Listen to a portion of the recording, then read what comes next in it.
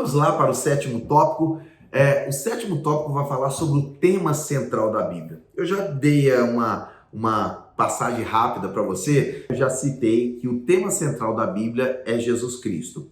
É óbvio que não dá nesse curso, um curso menor, de passar tudo. Mas naquele curso que eu falei com vocês, que a gente vai fazer, Conhecendo a Bíblia, eu vou estar falando como Jesus é conhecido em cada livro da Bíblia, qual é o versículo-chave, qual é o tema central daquele livro e tudo. E acho que é interessante você adquirir aquele curso para que você possa conhecer mais. Vamos lá. Qual é o tema central da Bíblia? O tema central da Bíblia é Jesus Cristo. Ele é o tema da Bíblia. Ele passa tanto de Gênesis até Apocalipse. Ele é o centro.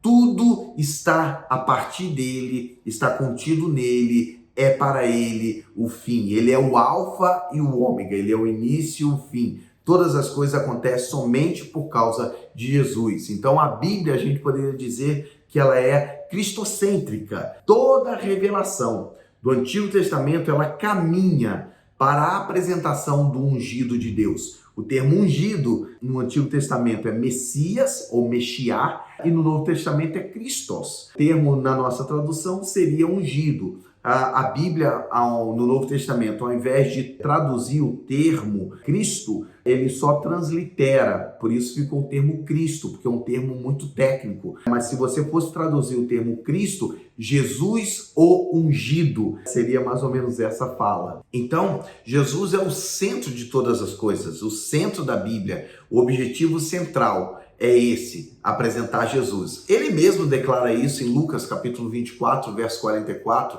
e João capítulo 5, verso 39. Lucas diz assim: a seguir Jesus lhes disse, são estas as palavras que eu vos falei, estando ainda convosco, que importava que se cumprisse tudo o que de mim está escrito na lei de Moisés, nos profetas e nos salmos. Inclusive ele cita aqui aquela classificação tríplice lá do Antigo Testamento que eu citei, lei, profetas e salmos. Enquanto a nossa classificação, ela inclui a ideia de lei, história, poesia e profetas. Lembra?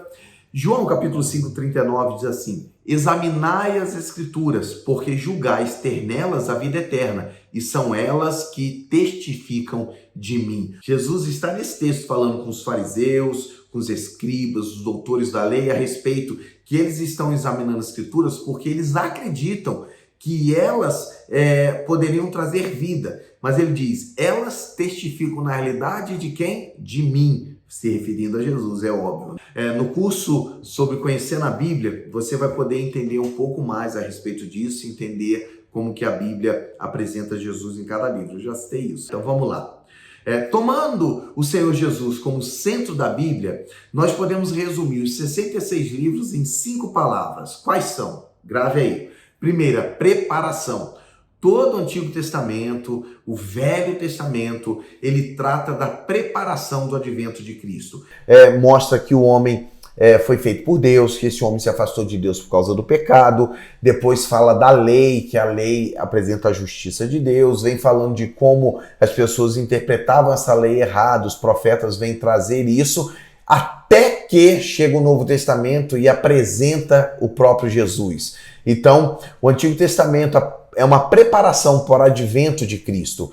Já no Novo Testamento, nós temos o Evangelho, ou os Evangelhos. Os Evangelhos é a manifestação daquilo que é o projeto de Deus, o propósito de Deus, que nós conheçamos o Filho dele. Então, a manifestação de Jesus está nos Evangelhos. Depois nós temos a propagação disso, que está no livro de Atos. Então, Atos é um livro que apresenta como a igreja cresceu, como o mundo ficou sabendo quem era Jesus por meio da obra evangelística, tá bom? E nós temos depois disso as cartas, que é a explanação, é o outro termo importante para você gravar. As epístolas, a explanação.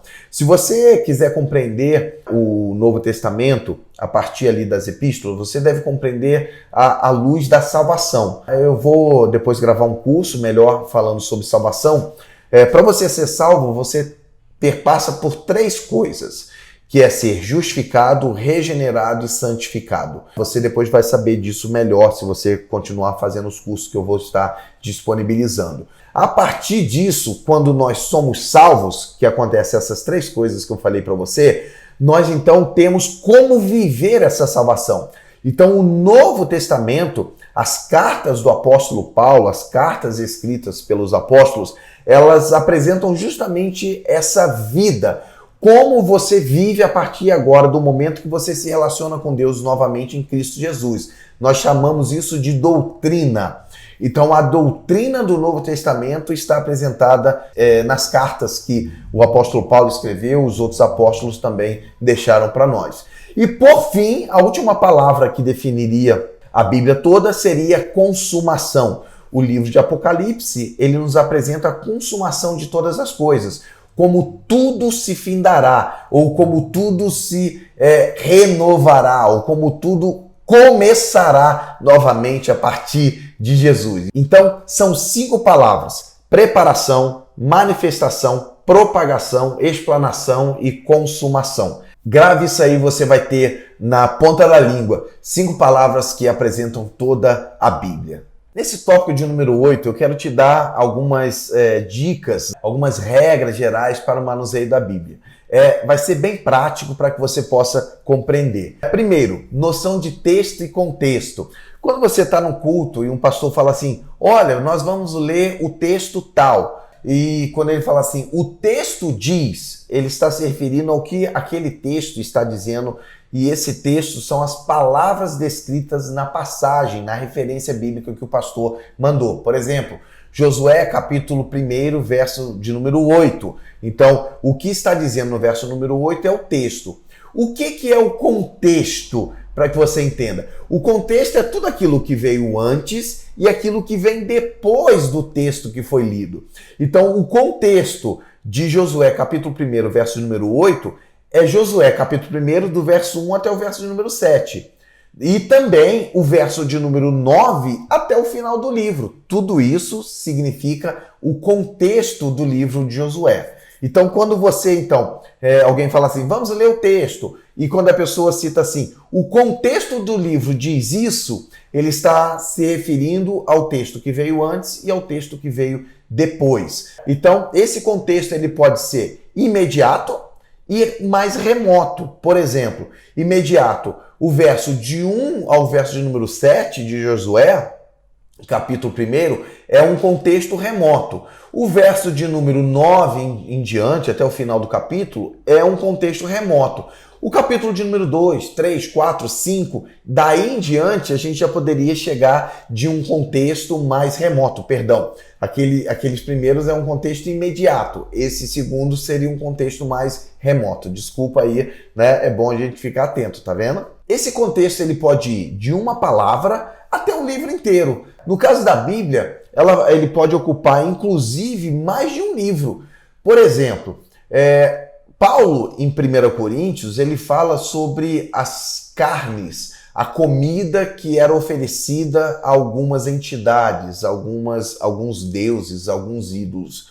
Na carta aos Romanos, Paulo também fala sobre a mesma coisa. Então, o texto que fala assim, não devemos comer comida sacrificada a ídolos, está lá. Imagine que no livro, a carta aos Romanos também cita isso.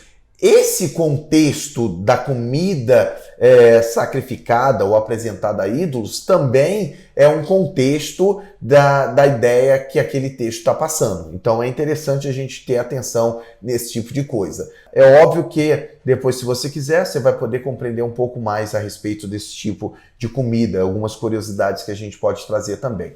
Então a gente precisa, a partir disso, aprender a ler e escrever referências bíblicas. E é isso que eu quero fazer aqui com você. Porque às vezes você vai estar lendo uma apostila, você vai estar lendo uma revista bíblica, você vai estar lendo um livro e tem lá algumas referências escritas. Pode ser que o nome do livro possa estar sendo escrito inteiro. Eu prefiro escrever assim quando eu vou fazer meus livros, por exemplo. ou pode ser através de letras. E é isso que eu quero estar ensinando para você. O sistema mais simples e rápido para escrever referências bíblicas é o adotado pela Sociedade Bíblica do Brasil. São 2 letras, sem ponto. Então são 2 letras, elas fazem o símbolo do livro. Por exemplo, Provérbios, PV, não vem ponto depois, é sem ponto.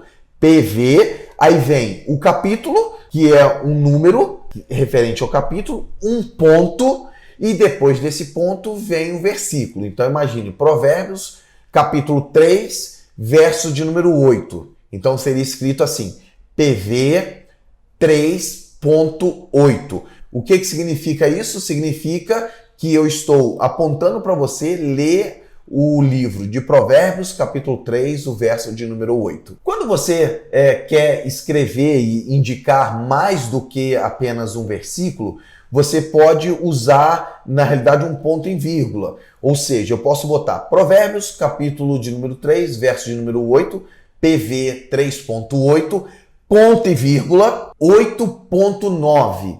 Quer dizer que é para você ler tanto o livro de Provérbios no capítulo 3, verso 8, quanto o livro de Provérbios no capítulo 8.9. Então, quando são capítulos e versículos apontados dentro do mesmo livro, você deve utilizar o ponto e vírgula. Se houver um prosseguimento, se eu quiser, por exemplo, ler ou indicar a leitura de Provérbios, capítulo 3, até Provérbios, capítulo de número 5, eu vou botar PV 3, hífen 5. Quer dizer que a leitura deve ser feita do capítulo 3 até o capítulo de número 5. Todo o capítulo. Mas eu posso também fracionar isso. Eu posso botar que você precisa ler Provérbios, capítulo 3.8, hífen 5.2. Quer dizer que você pode parar a leitura no capítulo 5, verso de número 2. Então eu quero te dar alguns exemplos aqui. Acompanhe comigo. Se eu quero escrever 1 João, capítulo 2, verso 4, o que isso aqui significa? Se você vê no livro escrito assim, significa primeira carta de João, capítulo 2, verso de número 4. Outro exemplo, se você vê citado Jó 2.4, você vai entender o seguinte, livro de Jó, capítulo 2, verso de número 4. Se você vê no livro escrito assim, 1PE 5.2-5, quer dizer, ou significa primeira carta de Pedro, capítulo 5, verso 2 ao verso de número 5. Quer dizer que é para você ler do verso 2 ao 5, por isso aquele traço ali, tá bom? FP 1.29 significa o quê? Significa Carta aos Filipenses, capítulo 1, verso 29. Outro exemplo, FMV.14, quer dizer o quê? Significa Carta de Filemão, verso 14. Como Filemão só tem um capítulo, não tem 2, você aponta direto o versículo, tá bom? FP 1.29, ponto e vírgula 2.6, o que significa isso? Significa Carta aos Filipenses, capítulo 1, verso 29, e Carta aos Filipenses, capítulo 2, verso 6. Agora, se fosse FP 1.29-2.6, quer dizer o seguinte, Carta aos Filipenses do capítulo 1, verso 29 até o capítulo 2, verso 6. Então, só para a gente esclarecer, quando você olhar, geralmente a escolha das letras para simbolizar os nomes dos livros, geralmente é a primeira letra e a segunda letra consoante. Geralmente é assim. Gênesis, GN. Josué, JS. Juízes, JZ. Então, geralmente é assim. Quando já tem um livro que, por exemplo, o nome já tem o N e o M, como é o caso de Números, um outro livro que também tenha uma outra consoante posterior, como no caso de Naum, um exemplo muito legal esse, ao invés de ser NM, porque já tem o livro de Números, aí vai ser NA, livro de Naum, tá bom? Geralmente é assim que escolhe. Então, se você olhar uma referência, você vai ter que lembrar o livro que começa com aquela letra e qual é a segunda consoante que está contido naquele livro, tá bom? Outra regra que é interessante é a respeito de referências. É uma conexão direta sobre determinado assunto que acontece. Eu já expliquei isso lá quando a gente falou das carnes ou de comidas oferecidas a ídolos. Aquela referência pode estar em 1 Coríntios, mas pode estar também em Romanos. Então, aquele assunto pode tratar de outra coisa em outro livro. Isso é importante. Outras coisas que é interessante você ver, quando uma pessoa ela quer usar um versículo, mas quer só uma parte do versículo, você pode usar como referência junto daqueles números o termo A, B ou C. Não é muito utilizado o termo C. Geralmente, a primeira parte do versículo, se eu quiser utilizar somente a primeira parte do versículo, eu coloco Provérbios capítulo 3.8. A quer dizer que eu quero só a primeira parte do versículo, ou seja, a minha ênfase está na primeira parte do versículo. Se eu botar Provérbios capítulo 3.8b, quer dizer que eu quero destacar apenas a segunda parte do versículo. Algumas maneiras também da gente apresentar isso é quando eu boto assim, Provérbios capítulo 3.5 SS. Quer dizer o quê? Que a ideia do texto precisa que o restante dos versículos sejam lidos. O SS significa outros versículos que eu devo dar prosseguimento na minha leitura, tá bom? Se porventura você ler e entre parênteses tiver lá alguns versículos e aparecer o termo que vê, significa que veja. É recomendado que deve-se ler a referência bíblica que está ali entre parênteses. Vem do latim, quod vide, que veja. Ou existem livros também que a pessoa cita um versículo e ela bota entre parênteses e bota assim, CF. Significa o quê? Compare, confirme, confronte. Então quer dizer que aqueles versículos que estão entre parênteses devem ser lidos para que você compare, para que você confronte com aquele versículo que está numa referência ou que está descrito ali no texto.